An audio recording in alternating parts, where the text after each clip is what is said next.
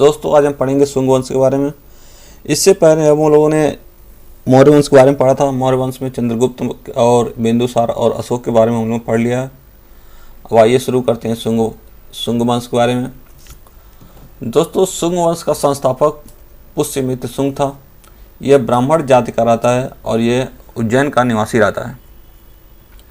पुष्यमित्र शुंग एक ब्राह्मण जात का रहता है और इसने ब्राह्मण जात का उद्धार करता है, क्योंकि चंद्रगुप्त मौर्य के समय में और अशोक के समय में, बिंदुसार के समय में बौद्ध धर्म, जैन धर्म ये सब प्रचलित रहा और हिंदू धर्म जो है थोड़ा दब से रह गया था।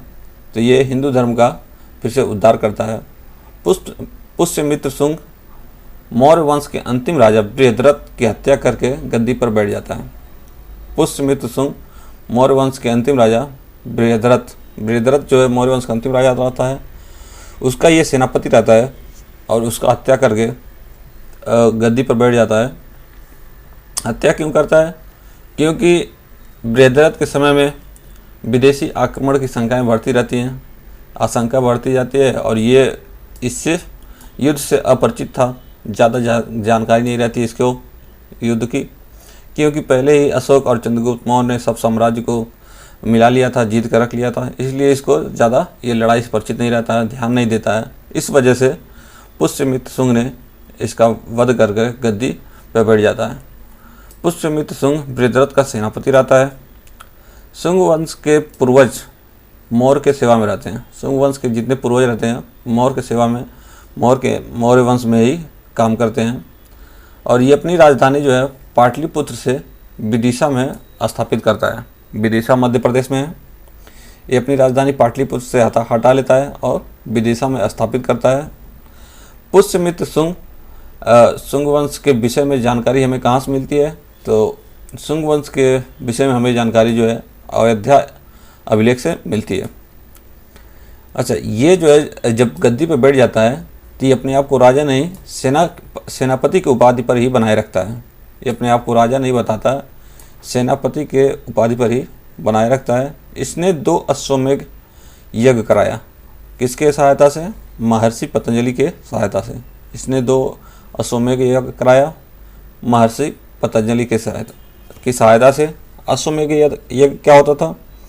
जब कोई राजा शक्तिशाली होता था तो अपने शक्ति को प्रदर्शन करने के लिए वह घोड़ा छोड़ता था और घोड़े के पीछे गुप्तचर लगे रहते थे। 1 साल 2 साल घोड़ा घूमता है, अगर कोई पकड़ लेता है तो उसको राजा से युद्ध करना पड़ता था। तो वो अश्वमेध यज्ञ होता था। और महर्षि पतंजलि कौन थे? तो ये उसके शुंग वंश काल के पुरोहित रहते हैं और ये विश्व के सबसे पहले योग गुरु भी माने जाते हैं। इन्होंने योग का शुरुआत किया था।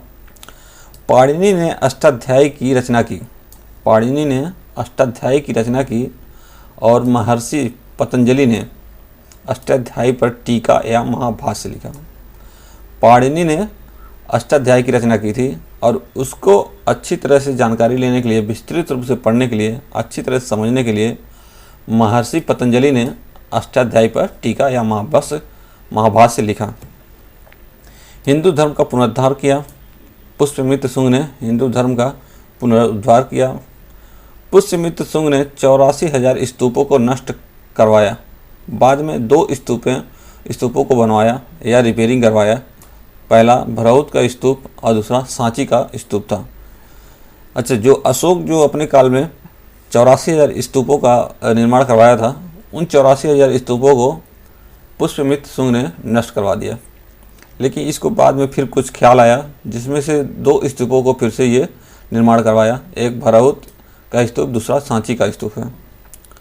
भरहुत का स्तूप सतना के मध्य प्रदेश में है। मध्य प्रदेश के सतना जिले में है। स्तूप की खोज किसने की थी? अलेक्जेंडर कनिंघम ने की थी।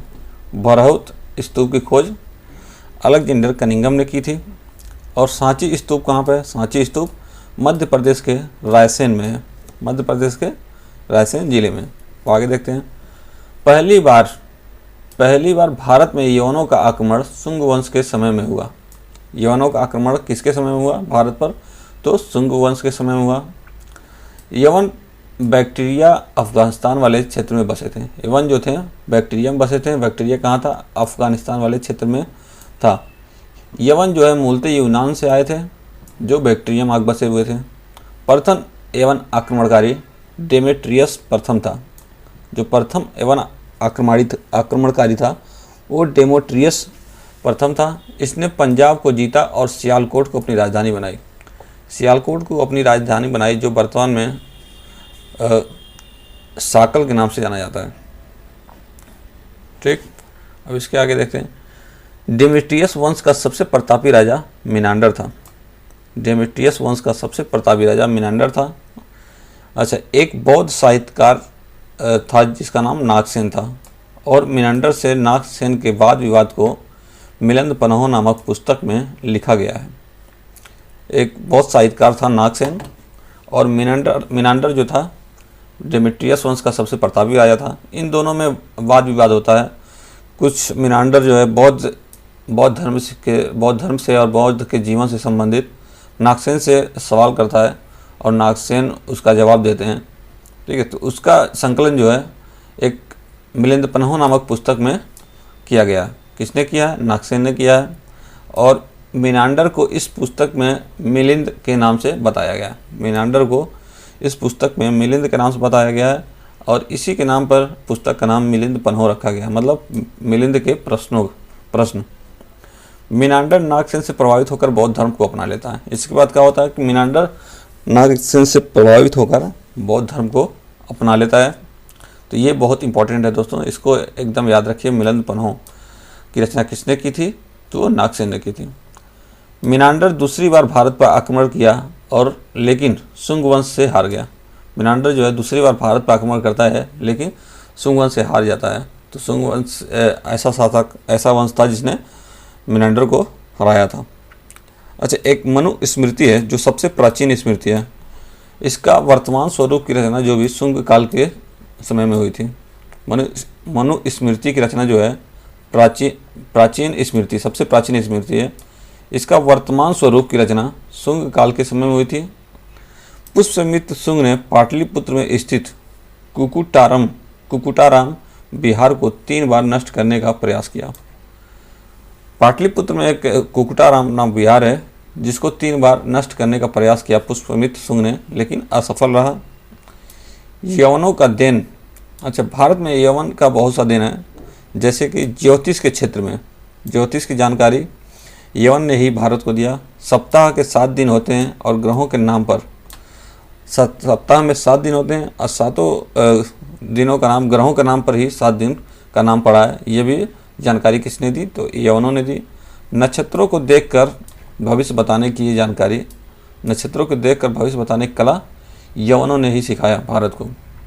पहली बार सोने का लिखित सिक्का यवनों ने ही शुरुआत किया था। अच्छा, यवन शासक ऐसे थे जो सिक्कों पे अपना नाम लिखवाते थे।